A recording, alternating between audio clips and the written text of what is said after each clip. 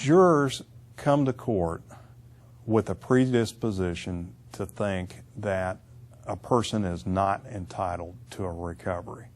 But my experience is that jurors are Americans, and Americans believe in fairness. And when they're given the opportunity to know this is a person just like them, minding their own business and following the rules, who's been hurt or perhaps a family member killed by someone who was not following the rules, then I find that jurors, even in this environment, come around to compensate people that deserve to be compensated. And that's my job, is to really lay out the case for the fact that what we're trying to do is make sure that the rules are applied to everyone and are applied fairly.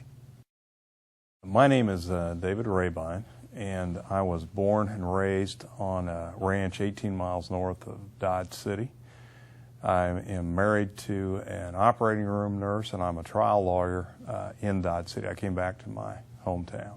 And Dodge City is right in the heart of one of the most dangerous areas in the United States as far as trucking accidents. And so I've had the opportunity to help people and families that have been involved in trucking cases in my area. I also get involved in car accident cases, just cases generally helping families deal with catastrophic injury and sometimes death. One of the most difficult parts about being a lawyer, and yet ultimately one of the most rewarding parts about being a lawyer, is you find yourself thrust into family emergencies and family crises. And there's every emotion imaginable. A lot of it is really being there, not just as a lawyer, but as a human being there for a family and letting the dust and the emotion settle enough that you can then look at the situation, analyze it, and say, here's what we can do. And then you go out together and try to do the best that you can. And sometimes you make a good recovery, and sometimes it's disappointing, but most of the time you come away with a belief in the system. I had my day in court, and that's what we're trying to do.